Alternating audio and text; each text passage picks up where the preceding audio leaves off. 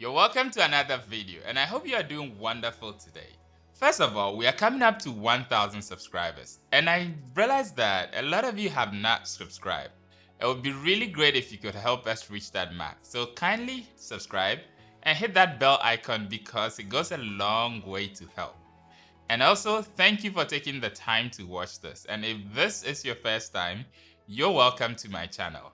I'm William. I'm going to leave timestamps in this video, so feel free to jump to any section of your choice. This video today is aimed at giving you a perspective on what remunerations look like for ESL work, particularly in China. So the main scheme of reference is China, but hopefully some of these may be useful if you're teaching in places like Japan, Korea, Thailand, or somewhere else. Now, let's take it from the top.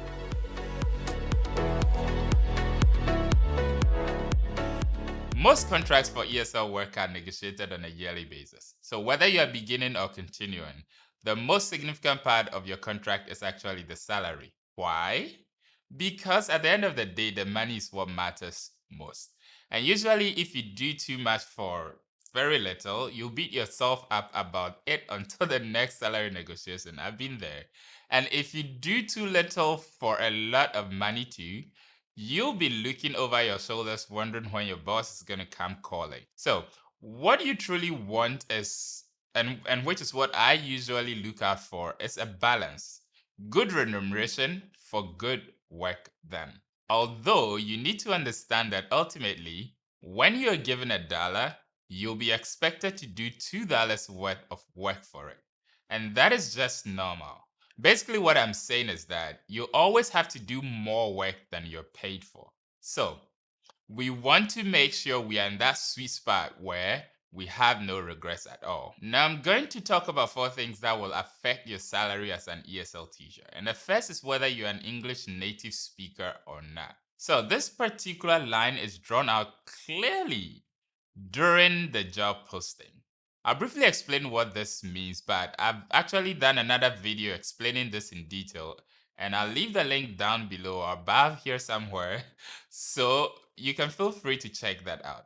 So, according to job recruiters, a native speaker is considered to be from a few countries, about 7 of them. I'm not going to talk about that today. This may not be the personal decision of the employer, and it is even said that this is the decision of the Chinese government.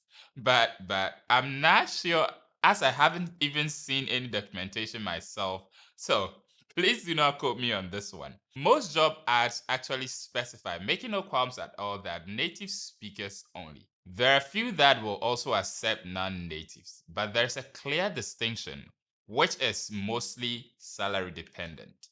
So according to most postings I've seen, this is the salary range for non-native speakers and also for that of native speakers. So you can call it supply and demand or whatever else you want. But as I said before, I won't go into details as to why this differentiation actually exists.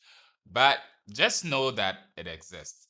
You can't do anything about it, especially not complain. Know where you stand and know what range applies to you personally. Now, before we move on, if you're enjoying this video, be sure to hit the like button and don't forget to subscribe if you haven't. Now, moving on to number 2, which is experience. If you're starting off as an ESL teacher, negotiating your salary can be as hectic as, this is what we are going to pay you. Now, when are you going to begin? And that was pretty much what mine was in the beginning. Most people are happy to accept it since it's usually, in most cases, an upgrade from what they had in their previous jobs.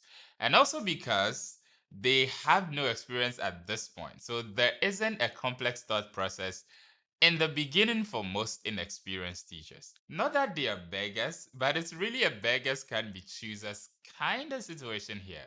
At least in the beginning, it looks as such. Because think about it.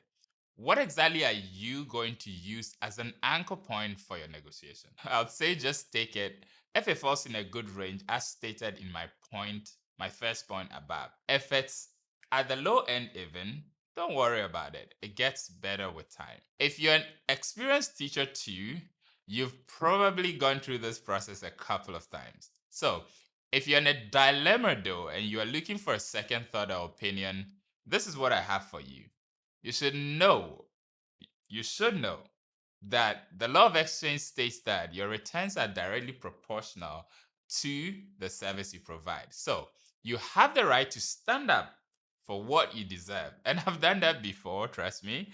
However, it comes down to three things. Number one is take what is offered and stay with or without regrets. Number two is leave if you feel it's not worth it.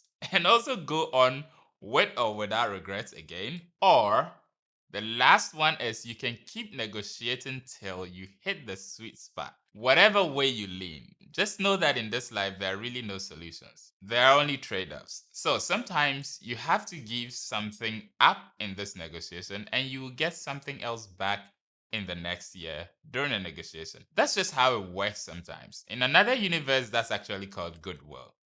This actually works. Trust me. I'm in my fourth year as an ESL teacher, and that's how my salary has actually doubled just from goodwill. Now, moving on to number three, this is economic zones, and this is actually particularly interesting. So, China is big, and it's as big as an entire continent. And for reference, my homeland Ghana is half the size of the Chinese province that I live in, and that's going by surface area alone. Now, China is divided into economic zones, and you need to understand that the economic state of a country or place is actually determined by its resources and capacity to trade it with other places. And this is also coupled with supply and demand and several other factors. Obviously, this is a clear case of me oversimplifying this. However, what you need to know is that China is big and it is extremely different in different places, from weather to resources to culture to even mentality. And technically, mentality even stems from culture. So, for instance, we can compare a farming zone such as Heilongjiang, where I live, in the north of China, to a province such as Guangdong, which has two famously huge industrial markets, being Shenzhen and Guangzhou. Shenzhen and Guangzhou are both in a coastal province, so it's easily in an export and trade zone. This means economically, the cash flow in Shenzhen is going to be higher, and therefore the cost of living and other expenses are also going to be higher in this zone. And this actually means that schools are going to charge students more, and therefore they can also afford to pay teachers a comparatively higher wage. If you're in Heilongjiang, your salary might cap at maybe 25k, but in Shenzhen, for instance, it should and would actually be much higher. Basically, the city in which you teach will determine to a large extent how much you are paid. Capish? So, in your best interest, don't make ridiculous claims outside the range in the city where you work. That's very important. Now, moving on to number four, which is the type of school in which you teach in. There are different types of employments for ESL teachers. Now, if you're teaching in China, you are probably in one of these three places. The first is a training center where only English is taught. And then there's a private school, usually a bilingual school, not owned by the government. And also there are the public schools, which obviously are owned by the government. There are other types of engagements, such as online or one-on-one engagements, but I will not discuss those since they aren't necessarily official. Now, the aforementioned three places are different in many ways, which I won't talk about, but they're also common in the sense that their structure will actually affect your salary. And I will not talk about the public schools since I know barely anything about those, except that they are difficult to get into. But I will talk about both the training center and the private schools since they are the common ones. And truthfully, they are easier to get. So, in a training school, usually you're paid according to the number of lessons, and sometimes that directly correlates to how many students are in your class or how many students the school has in general. But if you're given a fixed salary, then prepare to do almost limitless work. I can't specify which is better. It's according to personal preference, actually. But one thing you have to add in your negotiation is that when the school actually grows, your salary should also grow with it. Because sometimes, without a doubt, your salary may shrink if the school actually loses students. And that's something you just need to keep in mind.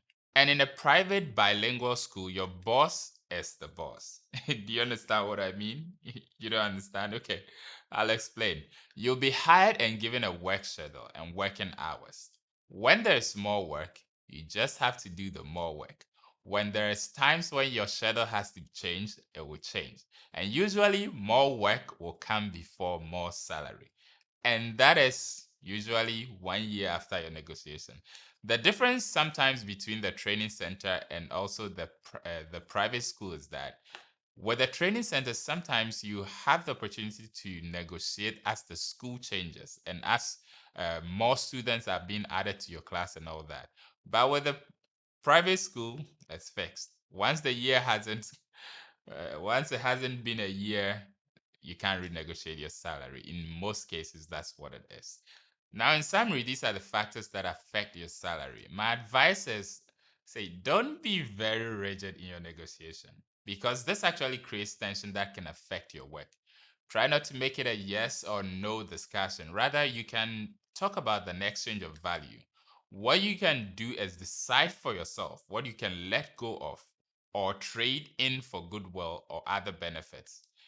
Also, you can decide what is a no go area and what you would not change no matter what.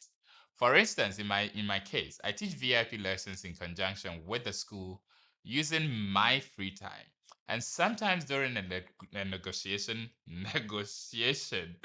my boss actually may want to use that earning as a proportion to negotiate my salary. However, I've stated many times and clearly that that is a no-go area because it's my free time and it's completely a secondary topic. And because I hold the leverage of deciding to teach or not to teach, I can stand firm with my decision. So basically, also you must have leverage in your no-go zones, else it would not hold.